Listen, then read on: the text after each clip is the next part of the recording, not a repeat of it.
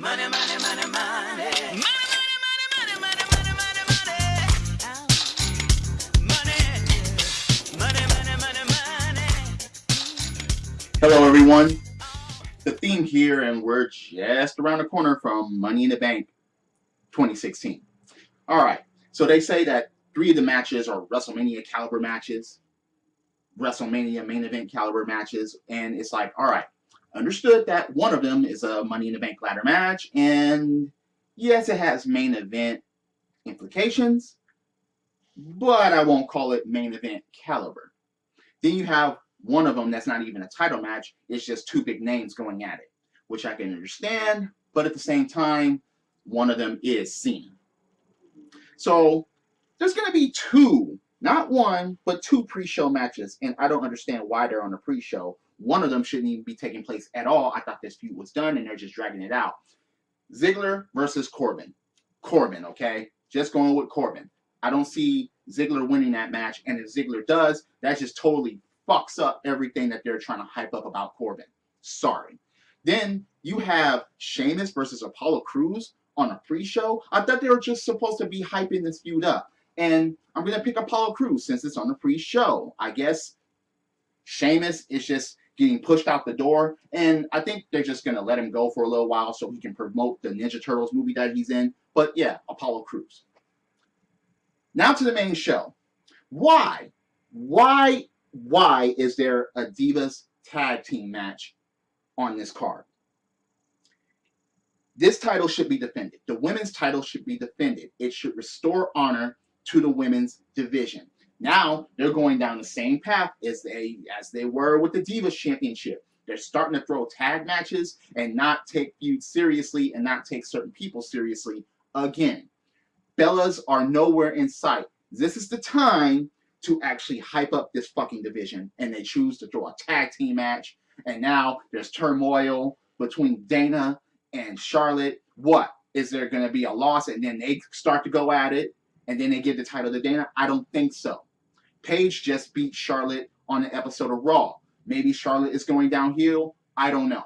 But at the same time, there should not be a fucking tag match. It should be a one-on-one encounter with somebody coming out on top for the title. So, you have this tag team match, well, tag team championship match, Fatal 4-Way. You have, of course, the New Day against Enzo and Cass, against the Vaudevillains, against Gallows and Anderson. All right, look, this is a long shot here, and this one's kind of hard to pick. You got 3 out of the 4 teams that are pretty hot right now. Anderson and Gallows, then you have Enzo and Cass, and then, of course, you have the New Day. The Vaudevillains are underneath all 3 of those teams. But, if they're really, really going to do things here, of course, I would pick Anderson and Gallows, since AJ has something to prove later on in the night. More on that later. But I will still go with the New Day, even though all other 3 teams have something at stake and something to actually gain by winning. I'm going to go with the New Day.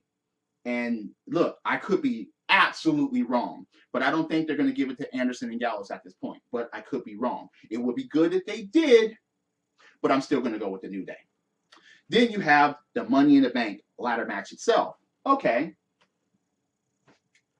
There's only 2 picks for this match that I have, and within reasons. Number 1 is Kevin Owens. Kevin Owens could get the Money in the Bank contract because he has the biggest mouth as far as saying that he's being held down and he has the biggest beef against Shane McMahon and so on and so forth. Or they can go with Dean Ambrose, which the other 2 Shield members are going to be going at it later on in the night. Him having the Money in the Bank contract would just set a lot in motion. But, of course, let's look at the other picks for a while.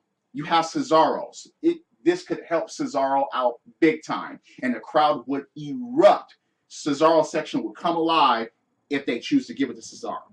Sami Zayn, great in the ring, but it's way too soon, in my opinion. Del Rio, been there and done that. Even though he's great in the ring, I don't see them handing it to him for that reason alone. Out with the old, in with the new. Jericho, the inventor of the match, never won one.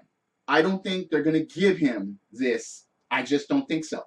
I don't think that they're going to give him this to compensate him for his jacket. No, I don't see that.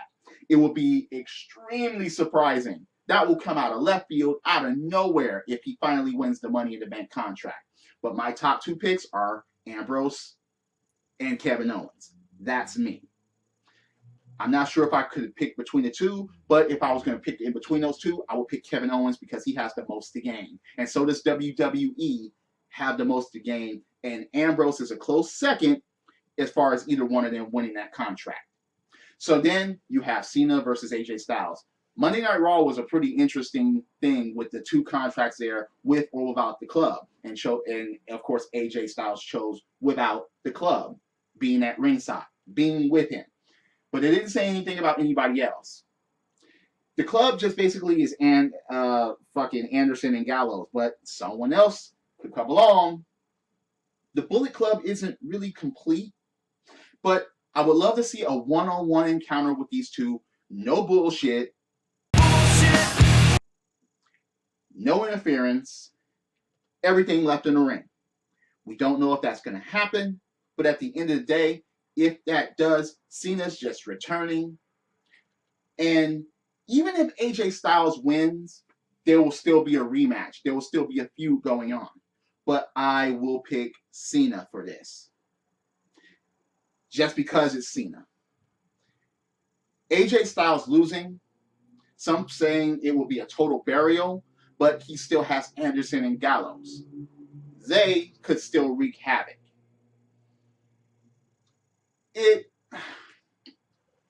It's kind of hard at this point for either one of them. Of course, Cena has absolutely nothing to gain, absolutely nothing to prove here. But the future has to go through him. But where does AJ Styles go after that if he beats Cena? They're not going to put him back in the title picture. They're just not. He's a heel, so he'll be stuck in kind of limbo. Even if AJ Styles wins, he's going to face Cena again. So one of those two, I will pick Cena for now. Then you have the championship match. All right, Roman Reigns.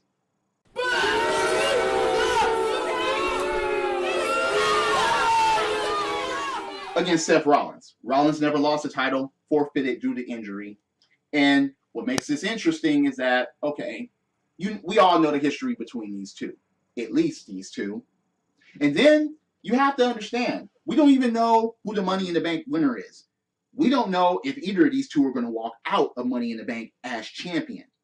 So let's keep that in mind. So that's why it's difficult for me to predict the main event, which I will pick Reigns. I will pick Reigns simply because he has to beat Seth Rollins in order to cement his title legacy, whatever the fuck that is, because it hasn't been a good title reign. However, the Money in the Bank winner can come down and steal that moment, and once again, Roman Reigns gets cashed on, and that will be hilarious, and that will satisfy the crowd. No matter who wins the Money in the Bank contract, well, maybe besides Del Rio, no matter who wins that, if that person comes down and cashes in on either one of them, either one, Reigns or Rollins, that will erupt the crowd. Motherfuckers will be like, holy shit, or be like, no, or be like, yeah, no matter what. It would stir things up a bit. And this is at the eve of the fucking extension, of the brand extension. This is at the eve of that. So, I'm picking Reigns.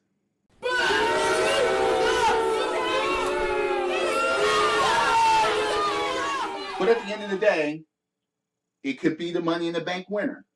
It could be Rollins. And the final thing that I want to address here is that you have all these matches. One title's not being defended. Oh, I forgot one, didn't I? Yeah, I forgot one. Rusev versus Titus O'Neil. Rusev, okay? There's no way I see Titus O'Neil winning this title. But then there's one other mid-card title missing. It's funny how you have to build up these mid-card titles. Rusev, okay, they're feeding him O'Neil because that's O'Neil's punishment.